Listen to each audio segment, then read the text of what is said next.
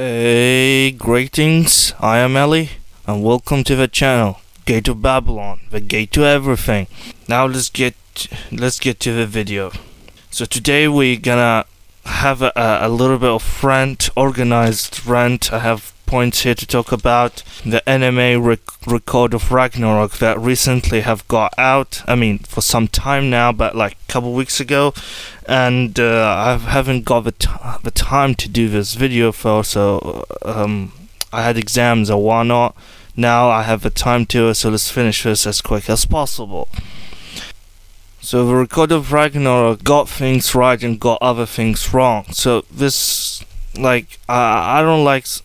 Dude, this show was fire, but at the same time it was mud and crap. There's things.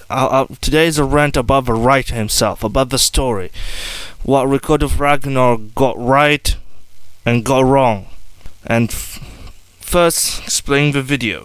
For those homie who don't know, basically Record of Ragnarok is an enemy of badassery.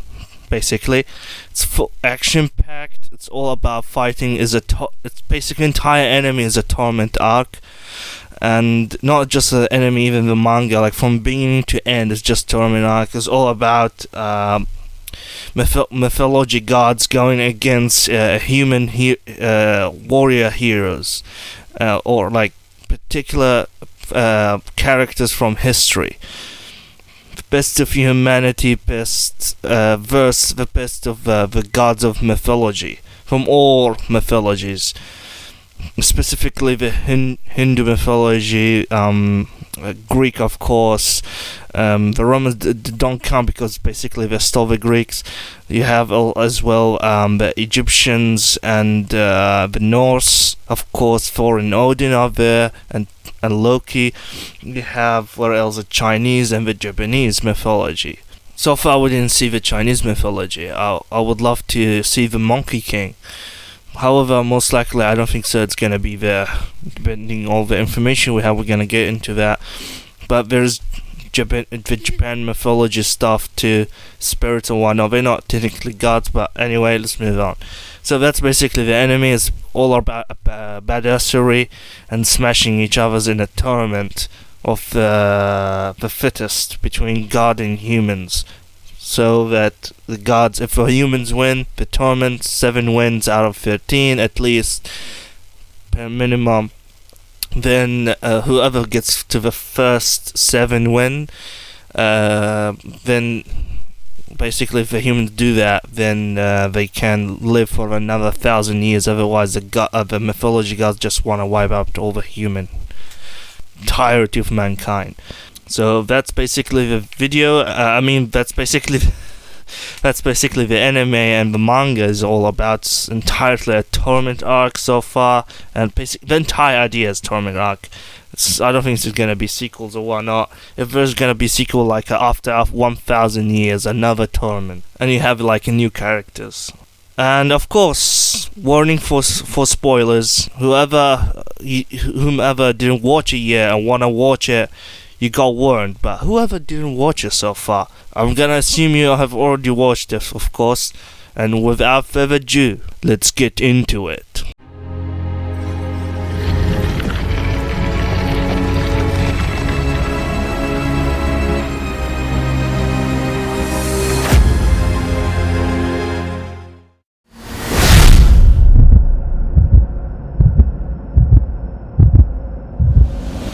Well, first we need to put this down and finish up first. That's the animation was all good in my opinion. For those that didn't watch it, there's a lot of talk on the animation and how Netflix just like effed up the entire anime because it is action packed. It's a fighting manga. It's very much like Baki by God tier because, you know, humans versus mythology gods and whatnot. So yeah, it didn't get its justice for sure. The animation is horrible, like no question in it.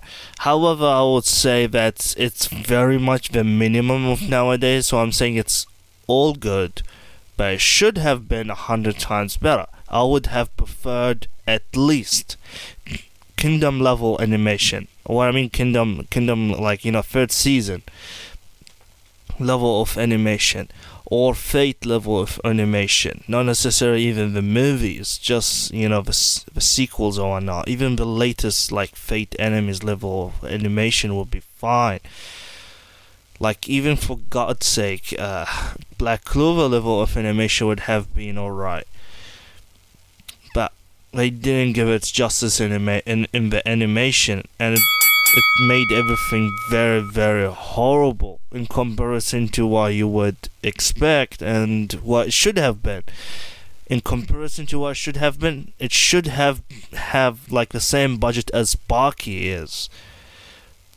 But man, they effed up the anime. We hope that season 2 is gonna be like, at least Kingdom level, Kingdom 3 level of animation on the least.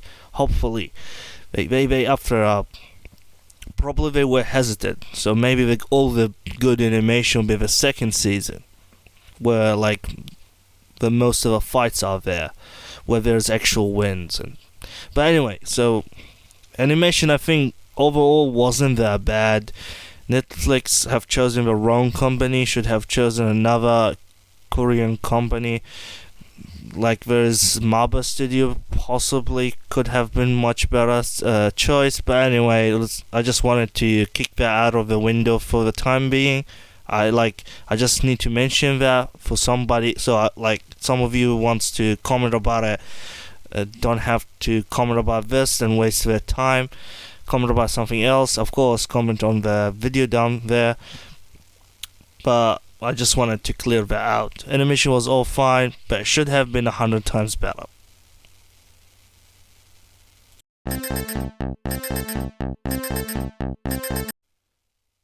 What is the biggest problem with the show? Of course, this is according to my opinion, and some people might like rethink what they think about this. But the biggest problem with the show is not the animation, and it is much bigger problem than the animation is. Animation is still a problem, should have been 100 times better, but as we said before, it's all good per minimum. But there's something that's even worse, that even the manga has it. It's bad, like, overall, story-wise. The story of the characters is bad. Like, the backstories, the background of each character, whether that's the gods or whether that's the humans, bad, like, very bad. Could have been much better. Of course, the Thor's one is all fine. However, at the same time, it's too much backstories. That's one of the other problems with the thing. And the drawing of the backstories is kind of unique, but they could have mixed a little bit in more actual enemy footage instead of childless stories, slideshow type of thing they had in the show. In the anime. But it's not just the story-wise. My biggest problem with the show is the choices of the humans. The choices of, like, the god characters of the fights. Fine, okay. I would love to have, because we know who's in, like, if you read the manga or something, you know who's the gods and who's the humans. I would have loved to have the Monkey King amongst the gods. That would be a big fight. I would love to see like Lu Bu or another Chinese character going against the Monkey King. Whether that will end with a draw or win, that will be very powerful fight. However, definitely that will be annoying to draw and would require fire and ice type of animation, and would be very hard for even the manga of the enemy, and totally out of budget that only Fate, the company that draws Fate could afford. But that would be a fantastic combination. The thing is, the biggest problem I have is that human characters that gets a spot in these fights. Very bad. That's my problem with the show. The thing is, it's this show is a history and mythology fans, but the writer of this manga obviously is a much more mythology guy than he's a history guy. The human choices, the human characters, the warriors that represents humans, are very randomly, poorly selected. Some of these are selected only for fans and whatever, like Leonidas, King Leonidas. I know he's a very powerful, probably the most skilled, capable warrior in history of Sparta. But he's nowhere to be even the top 100 best warriors in all of history. Like, he just doesn't make it up there. Alright? He's there for the simps, for the fans and the people that don't know history properly. Because of just it got popular because of the movie 300. That's and he has him there just for the movie 300 being very popular amongst people. That's the only reason, and he's most likely gonna draw him in the same way portrayed in the 300, but with even more muscles, jacked as like to the teeth, which is jacked, okay, but Spartans, they should have armor. Come on. Anyway, it's not just shield. Anyway, but like as I said, it's movie 300 based. That's basically why King Leonidas is there. But if you're a history guy, King Leonidas is by far, you can't put him in the top even 100 best warriors in all of history. If you know history properly, you just can't. He's not even the top best 100 generals in all of history. Like, he's good. He's definitely really, really good. But he just doesn't make it up there. Because freaking history is thousands of years and there's too many good people. There's a high competition. You need to be even way better to make it high up there. Whether that being general-wise or warrior-wise. But this anime is fighting-based. And that brings us to the next point, and that is some of the characters that supposed to fight the gods from the human side are not even fighters. Supposedly they should have, there's a Valkyrie thing will help them, but they're supposed to, they should play, they will play the big brain moves and stuff. But the big brain thing doesn't matter if you're not a fighter to begin with. If you don't know martial arts, you're not a fighter at all. You have no place there. Alright? And I'll just read to you the characters that's supposed to take on the gods from the human side. They're very poorly chosen, very randomly selected, and it is horrible. First, we have over here, this is not like in order, but this is what we have here in the image, and I'm gonna borrow it. You're gonna see on the screen. So we have Qin Shi Huang. So basically the first emperor of China, which is the king of kings. Basically what it's saying is the king of king with Q, I mean, because he unified all of China in the first time as an emperor under the rulership of the state of Qing from the 7 warring state period, which is, if you know the anime kingdom, you understand this. And okay, next we have King Leonidas. Most people know him. You have Nikola Tesla, and you have Sasuke Korojuro. This guy definitely I agree being there. Not 100%, but but it's cool. So I'll slide that out. He's definitely one of the best in Japan. But I forgot the guy from Drifters. I researched him. He's a real historical character, but he's way better. Trust me, he's much more badass than Sasuke or Yamato Mutashi. Oh, alright, I forgot his name. I don't know how. I read his name before doing the video and still forget it. Anyway, so okay, that's fine for Sasuke. You have Raiden Timmelon. This guy, I will slide him out too. You have Adam, that shouldn't have been there. And you have Gogoro, Gogori Rasputin. Really, really. You have Lubu, which definitely have to be there.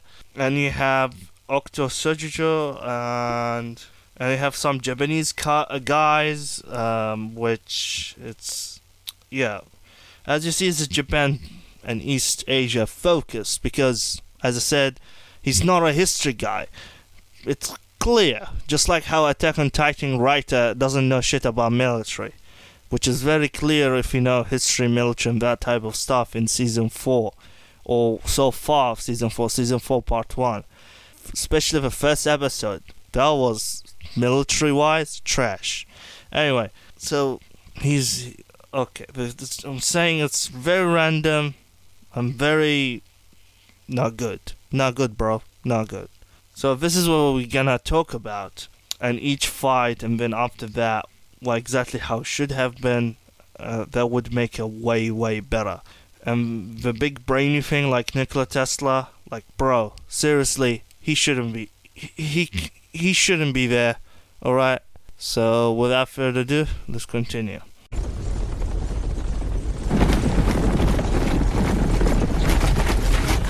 What is happening?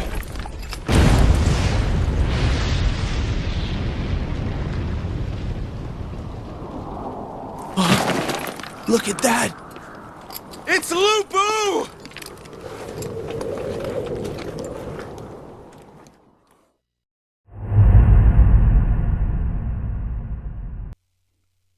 Okay, now Lubu should have won. How Lubu would have defeated Thor, god of thunder of Norse mythology? Well, he should have won because of he's the first human of that stuff, which would have been cooler. But some of you might say, well, it's just how the story goes, it's just how the writer chose it to go. Well, the thing is, Lubu behaved, and even the backstory is completely unhistorical. His behavior, it's not historical. Yes, he's savage sometimes. Yes, this and that. But he's not exactly like that. And he has cunning. He's smart. He's, especially when it comes to fighting, which is basically what it is. Torment arc is about, if we can call it Torment arc. It's a fighting anime. That's basically what he's best at. That's why he chose it. And in terms of fighting, he's a martial artist warrior. He's not like just even warriors who are not exactly martial artists. They would use techniques. They would be smart about it, efficient, all that stuff, and use all the advantages and stuff that can become advantages to their side, and try to outsmart their opponent. And in fighting, there's 3 things to be aware about: the triad of performance. They're all 3 equally important. You have physicality, which is not just having muscles, but physicality, like your physical performance. You have psychology and mentality, and you have your specialty, which is martial arts and other stuff like that. And he is very much, so to speak, the best of the best, or amongst the best in all the 3 of those. His psychology, not exactly how it is in the anime, but I will give it a pass. Even his character design, I mean by character design, how he looks in the anime, not exactly correct. He should have been wearing armor. He's way too lean. That's not how warriors are. We're not going for a bodybuilding context, okay? This is not Olympia, alright? You're not trying to be the Mr. Olympia, alright? At the same time, he should be much taller. He's much taller than that. On top of that, he should he's known to be even though he's from Mongolian steppe originally, he's well known to be handsome. He has a soft side, alright. He's well known with romance thing, like and other stuff like that. He's a poet. He's a very soft poet, well-known poet in China. Has many poets, like a very famous poet, and that's not exactly his character, and that's not how he looks. His skin will be soft and white, like very white and bright. That's just not what Lu Bu is. And on top of that, he's a top tier martial artist. So we're gonna talk about that a bit, but first he should have won. Everything in the, of course, drawing Lu Bu fighting Chinese martial arts and other stuff like that, totally out of a budget of the anime. So yeah, but they should have added some dynamics, which the Lu Bu fight really needs some dynamics. It was almost boring. The first fight, almost boring. It wasn't boring, but almost boring. The first fight really needs some dynamics. The thing is, how Lu Bu could have won? Well, simply Lu Bu doesn't have the strength, and Lu Bu is not stronger than Thor. He's still a human, even with a Valkyrie. He stands no chance, like a head-to-head, like one-on-one, like directly, like muscle-wise and stuff like that. Plus, that's not what Lu Bu is. Lu Bu doesn't do it that way. I mean, that's not the way of a martial artist. Yes, he's a warrior, but he's a martial artist first and most. He's a martial artist warrior. And in martial arts, we're not gonna like go deep in that, but you can dodge, you can deflect. There's multiple ways of deflecting. You can parry, you can slide into your enemy's attacks, you can block. He didn't do none of those. He took the hits head on. Taking the first powerful major hit head on, actually a good thing.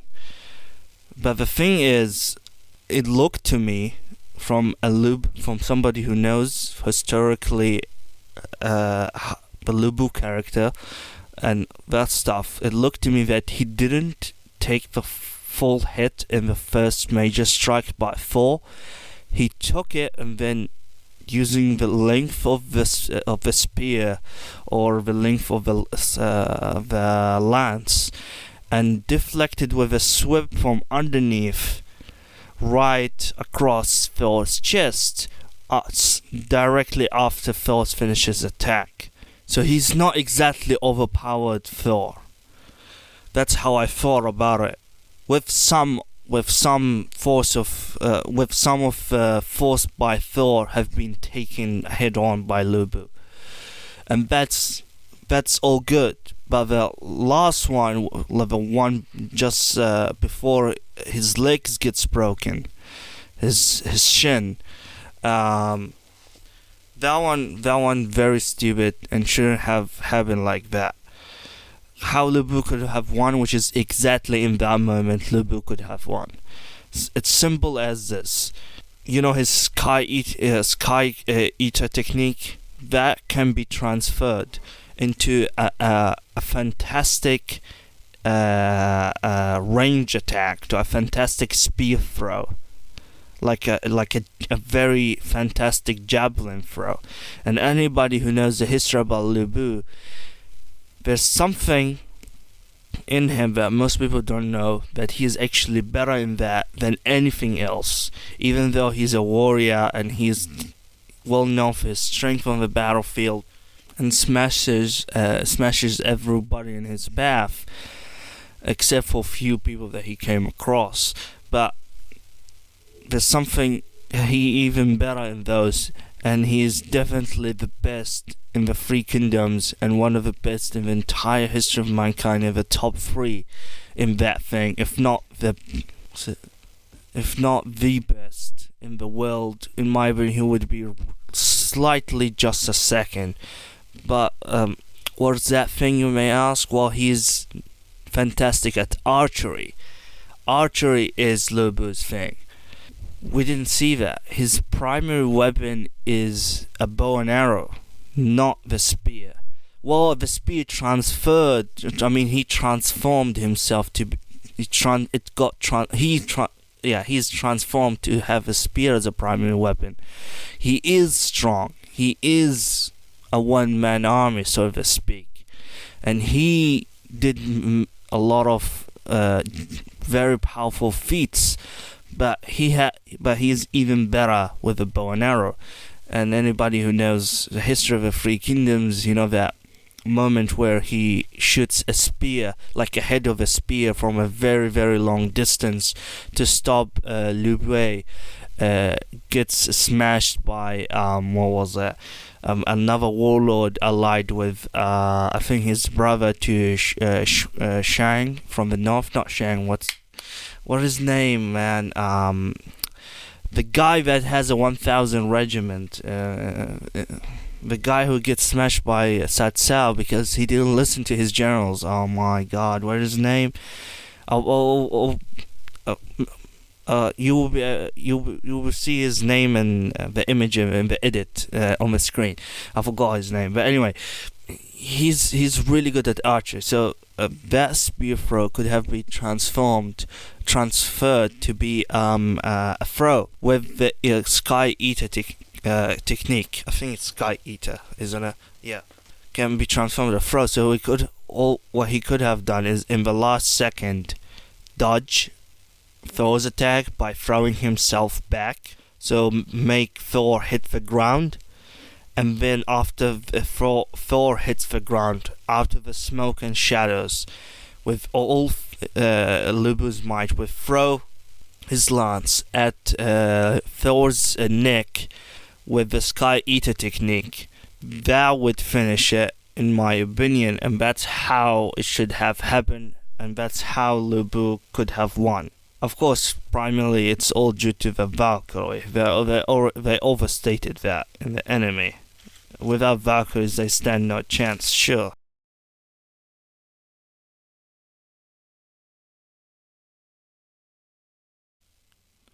Adam should not be there, cause the thing, Adam is not part of the mythology. Like, I'm pretty sure Adam is not mentioned in the Greek mythology or any other mythology, so it doesn't make sense to put Adam there.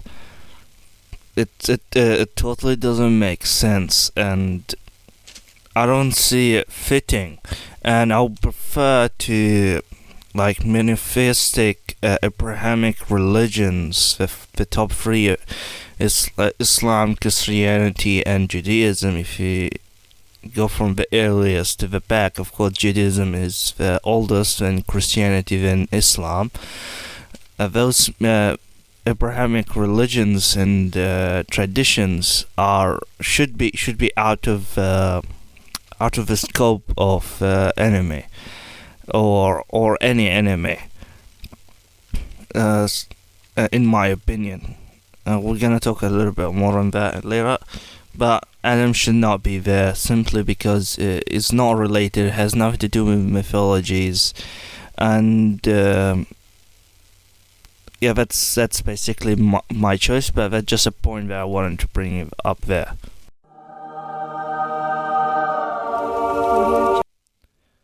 Zeus was out of character. Of course, everybody knows that the way how they depicted Zeus is not exactly who is Zeus and what is Zeus, but of course they need to be a little bit original, and overall I think they're not really wrong, but that's not how Zeus would behave, that's not how Zeus would look. The best depiction of mythology Zeus is very much, you can say, like God of War. The God of War games, as greatest father, and they added the greatest story. They changed the greatest story from the mythology. But I mean, how Zeus is depicted in God of War, especially God of War 3. That's how Zeus would look like. That's how Zeus would behave. Of course, not that's not everything about Zeus. No, that's not entirely what Zeus is. But that's a much better depiction of what Zeus is. Of course, if the enemy copied them, they might get a copyright strike of that. Well, I think that there would be nothing wrong if they copied the character and the behavior and everything on the line like that and changed the look a little bit around. That's not how Zeus behaved. Plus the final film. Also, why Zeus has films, and on top of that, why he has the Adam film. I mean, it's a bit wild there, but it has its own special thing, and it has an own special impact. But even though the main part why Zeus behaves out of character, all the other stuff like kind of okay, but the main one is simply he should have gave the win card to Adam. So if we say like Adam is there, of course that links to the previous point that Adam shouldn't be there, but let's say he's there, it's all fine. So it was nice. But the Adam, oh yeah, I forgot to talk about Adam's backstory, which is horrible. At least he should have just said it as it is. Well, generally the main ideas and the main points of the story is very much the same across all the three Abrahamic religions, so it doesn't matter. They should have depicted it properly. That was a bit bullshit.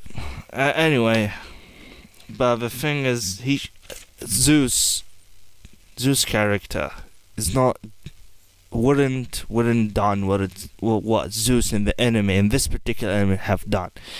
In my opinion, Zeus would have gave the win card for Adam, for honor and demonstration for Adam's determinations and strength that he surprised the god of thunder, Zeus, and sky and heavens, a god amongst gods. So in the mythologies, very much you can say he's the strongest, or only few equal to him, and stuff like that. So in my opinion, he would have gave a winning point to Adam. So yeah, that was out of character.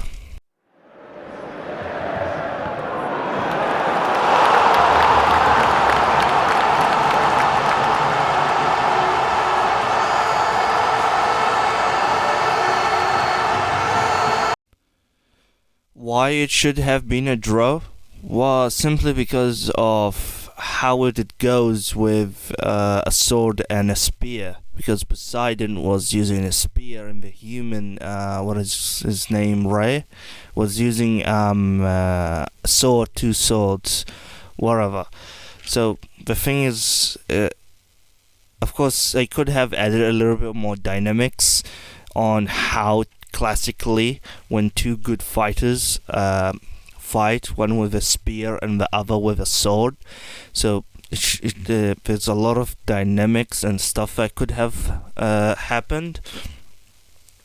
They could have made Poseidon fight in a Spartan way of how to use a spear, or in a Macedonian way, or just mix them, or a little bit of European medieval depictions of how they used to use a spear or a lance, doing a stabby, a little bit perhaps of swings and stuff, not just trying to stab, because it's still a hit from a steel staff, which even a wooden staff will still hurt and effective. You can push your opponent off. You can, especially when you're insanely strong, you can throw them off. Yeah, and the fight would have been much cooler, much better if it was a draw. It also gives more meaning when in the future. I mean, the next fights, other fights, of course, also in the manga, well, like when another fight comes in, especially the next fight, which is what I call it, Hercules versus Jack the Ripper. When of course, I warn you for spoilers. Jack the Ripper is gonna actually win.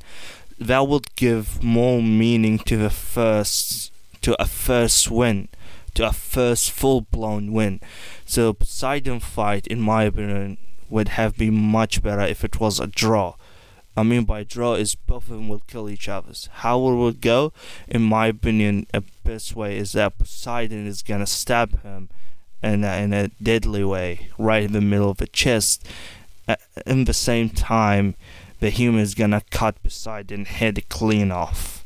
It's gonna happen right in the same time, and therefore a draw. That would have been much better ending for that fight and the season, in my opinion. And of course, the humans will still maintain 2 points, because I said Lubu's gonna it's better for Lubu to win. I mean, he could have won. That's not how Lubu. We talked about that just a minute ago, and we talked about just a second ago about that Zeus was out of character, so he should have gave a win point to Adam for administration and honor, cause he barely almost defeated Zeus and kept fighting even after death, like his nerves and his body kept hitting for a few times after death.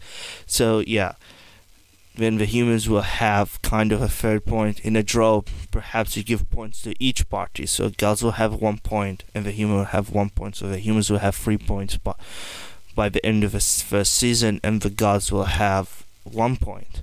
So yeah, it would have been much cooler if it was a draw. The other thing about it is the dynamics of a fight is he could have the human. I forgot his name, man. I should have.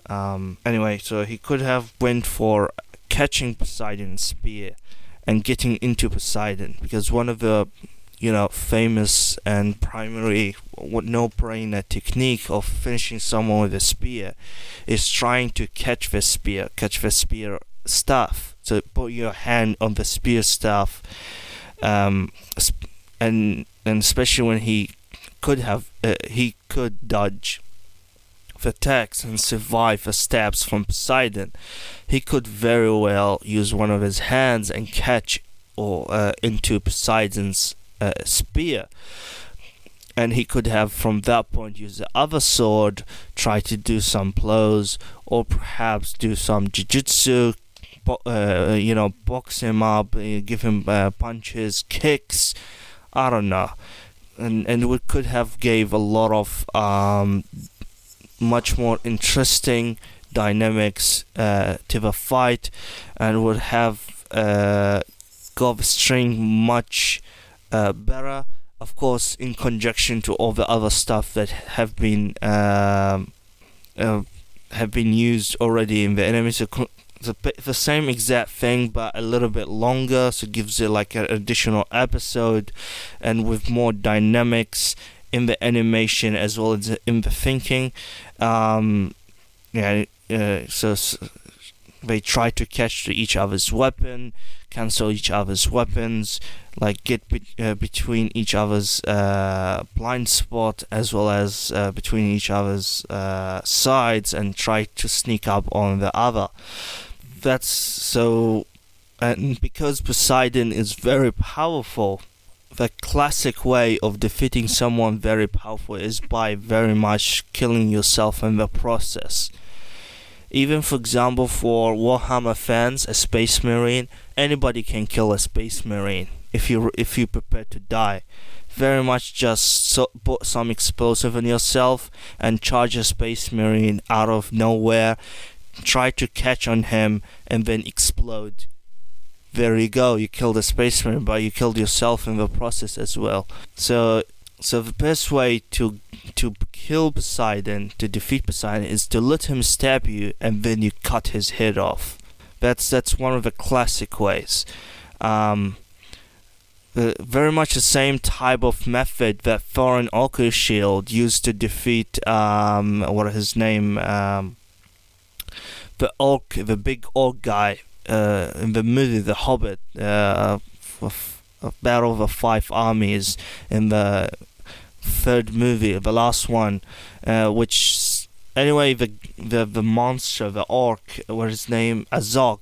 Anyway, he's supposed to have been killed many years ago by beheaded with an axe by what you call him, his uncle, the guy who was leading the 500 dwarfs. What's his name? Not Hammerhand. That's a Rahim from Rohan. Oh my God, what is his name? The guy from the Iron Hills. How did I forget his name? Anyway, you know the third movie in the Hobbit when Thorin let Azog stab him, and the stab went through the eyes, all that stuff, and then Thorin Oakenshield stabbed him in the chest as well, and finished him up. So that's in my opinion would be the perfect way to defeat someone you cannot defeat if you're willing to die. Or if it's more important to kill him than your life. So that's how it's supposed to happen. That's what I mean by let him stab him and kill his head off. So yeah, it should have been a draw. It would have been much better. To the next point.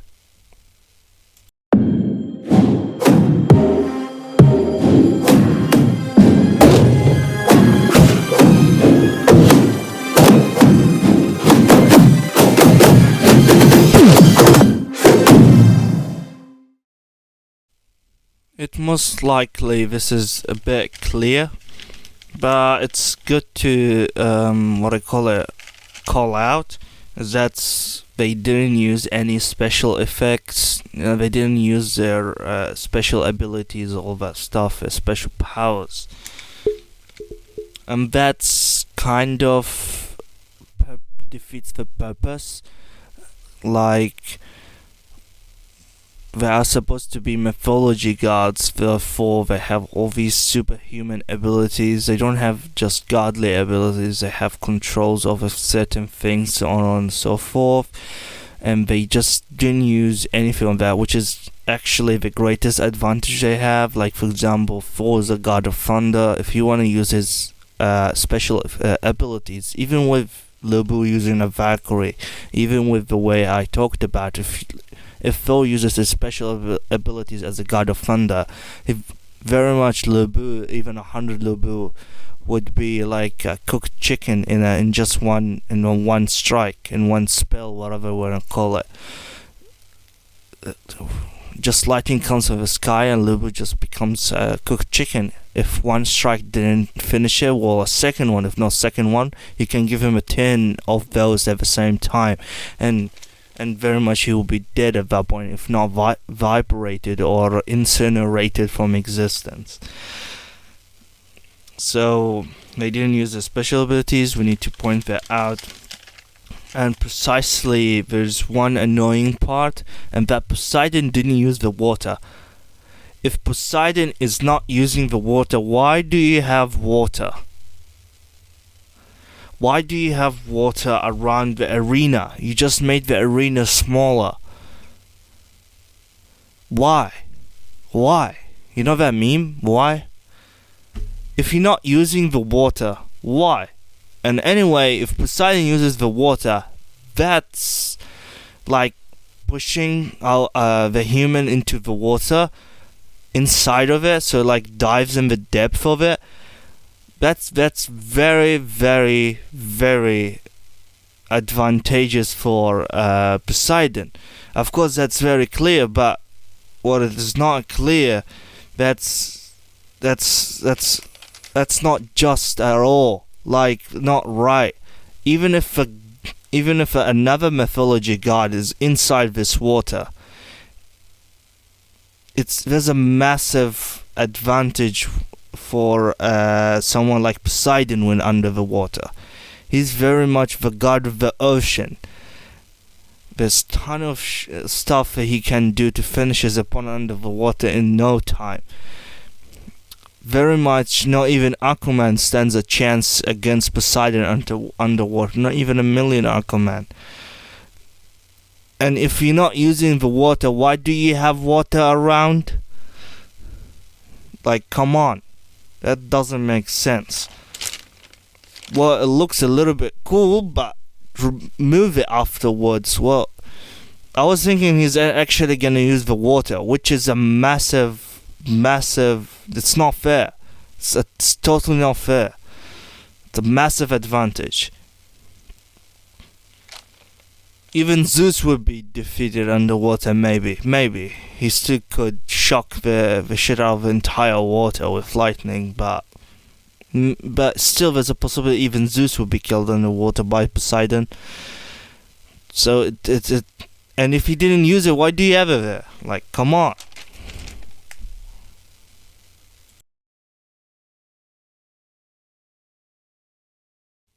The choices of the heroes are horrible. Not all of them, but they are horrible. The last one so far, the samurai Japanese guy, which I think his name is... where is he?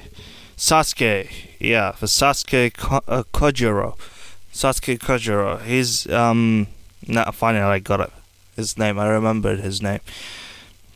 So, Sasuke Kojiro is actually a brilliant choice. And yeah, no problem. But other than Sasuke, Kojiro Lubu is also brilliant, but they depicted him wrong. However, the rest, maybe Adam is correct or not. We talked about it a little bit ago, but the rest are shit. That's my opinion. The rest shouldn't be here. Like, none of them, including King Leonidas. We're gonna talk about that. The choices of the human heroes are really, really bad. They could have went with other guys, like for instance Ali, Hamza.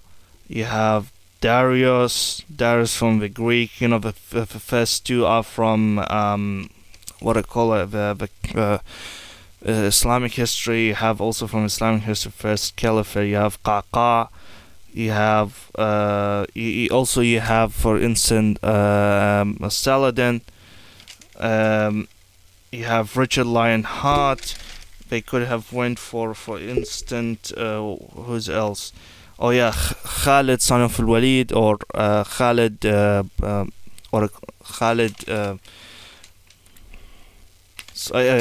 son of al-Walid. And they could have went with Wang Yi from Seven Warring State period China. They could have went with Liang Po, also from the Seven Warring State of China. So Wang Yi is one of the 6 great of Qin, and Liang Po is one of the 3 great of Zhao. You have Shen, the greatest generals under the heaven, from the what I call it, the Seven Warring State period. The guy from the guy that's depicted in Kingdom. If you watch Kingdom, you know what I'm talking about. And the thing is also with there's other names we're gonna talk about, but let's talk about the choices here. So first you have King Shah Hang, the first emperor of China. That's a horrible choice, because first, he has nothing to do with warfare, fighting in generals. A lot of people say he conquered China, he didn't fight China. Yeah, but that Shen did that. He's not a general. He's a politician. He's an economist, but mostly he's a politician. He's he's the paperwork guy. Not only paperwork, he knows how to talk, how to all that stuff. He has nothing to do with military. Not absolutely nothing. He had 1 or 2 battles, but not much. Alright? And he's just an emperor. He's not your typical, stereotypical emperor. He just knows how to rule, but he's not a conqueror. He's not a general. He's not a fighter. His general Shin did all the shit for him. All the other generals of Qin that did the conquering and the fighting. He didn't leave his palace. Not much. Alright? He left the palace later on after he unified the entirety of China and went around China. But that's like after the end game. But generally speaking, he didn't lift the capital of Qin. He didn't went in campaign and later on. He's not Alexander the Great, basically. That's what I'm saying. He's not Genghis Khan either. He's not a conqueror. And he's not even a warrior. So he shouldn't be there. King Leonidas, he is a warrior and as well a king. He is a general, quite a good general too. I wouldn't say brilliant because there's a ton of brilliant generals in history, and he is as well a brilliant.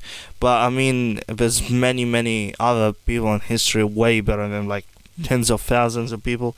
Even in as a warrior, yes, he's possibly, maybe, I don't know exactly, but to me, he seems most likely he's the best warrior in the entirety of history of Sparta. And even though that, he, in my opinion, wouldn't even make it the top 100 best warriors in history. That's just the reality. There's a ton of other people from thousands of years before him and several thousands of years after him whom way better than him. On maximum you can put him the best 101 warrior in history. That's just reality for you. And you have these weird type of funny choices like Nikola Tesla and Jack the Ripper. They shouldn't be there. Jack the Ripper kind of I can expect it, but it's fine, I can swallow it. But Nikola Tesla, come on, bro. No matter how much brain game you're gonna play here, he has nothing to do with fighting. Okay, Nikola Tesla. I don't care how the writer's gonna make it, how the writer made it in the what I call it, in the manga. I don't care. This is ridiculous. It shouldn't be there. Of course, you have Sasuke, Kanjuro, Raiden, Temen. Yeah, it's fine, but as I said, there's many other better choices to represent humanity. And you have Rasputin, Gagoro Rasputin. Come on, bro. Not even a god can kill this guy. He's immortal. Yeah, no. He shouldn't be there. For the same reasons as Tesla. But over Tesla way smarter than him for sure. And you have Lu Bu. We talked about that. You have Okta Soji. And you have Michael. All the rest are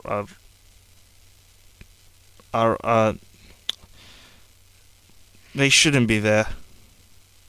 Other choices that could have been there is, for instance, you have Chandragupta Manra. You have Labo from the Philippines. Chandragupta is the first Chandragupta from India. You have a ton of other Indian warriors as well. You have Afonso I of Portugal. He's a king of Portugal as well. He's a warrior. You have Yasuke, and there's that's the Japanese, not Japanese, the African warrior that fought in Japan that I know about. But I'm sure there's many other African warriors that are even better than him. But I always say Yasuke are a better fighting capabilities than even Leonidas. I'm pretty sure he's a much better fighter than Leonidas overall. Well, maybe Leonidas is better than him in strength, but Yasuke will, in my opinion, would still be able to manage to kill Leonidas. And you have Where else? You have William Marshall. I think he's from Germany. And you have that guy. I forgot his name. From if you watch the Enemy Drifters, the guy who's from the Battle of Sekigahara. That guy, that samurai crazy guy, he should have been there. That's just examples. There's many other you could bring from history. And yeah, the human heroes in this manga and this anime are like the rest of them are crap. Like really, I don't agree. They shouldn't be there. There's much better choices.